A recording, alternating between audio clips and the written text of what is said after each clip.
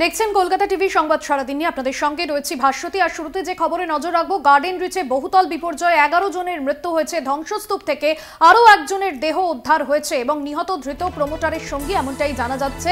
রিয়া মাঝি আমাদের প্রতিনিধি রয়েছেন ফোন লাইনে। রিয়া, বিস্তারিত আর কি জানা যাচ্ছে?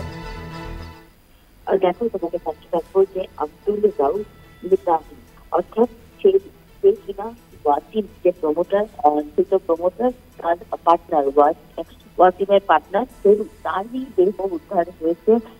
গতকাল মধ্যরাতে কিন্তু উদ্ধার করা হয়েছে। সেরুর দেহ আগেই লোকেট করা সম্ভব হয়েছিল, কিন্তু তার দেহ কোনোভাবেই বার করা সম্ভব হচ্ছিল না ধ্বংসস্তূপের মধ্যে থেকে।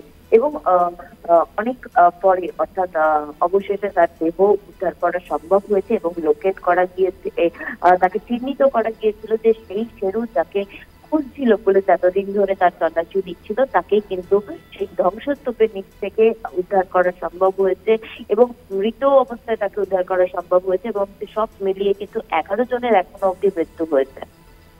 একদমই, ধন্যবাদ রিয়া। গার্ডেন রিচে বহুতল বিপর্যয়ে 11 জনের মৃত্যু হয়েছে এবং নতুন করে আরও একজনের দেহ উদ্ধার হয়েছে। নিহতের নাম শেরু, ধৃত প্রমোটারের সঙ্গী ওই নিহত ব্যক্তি।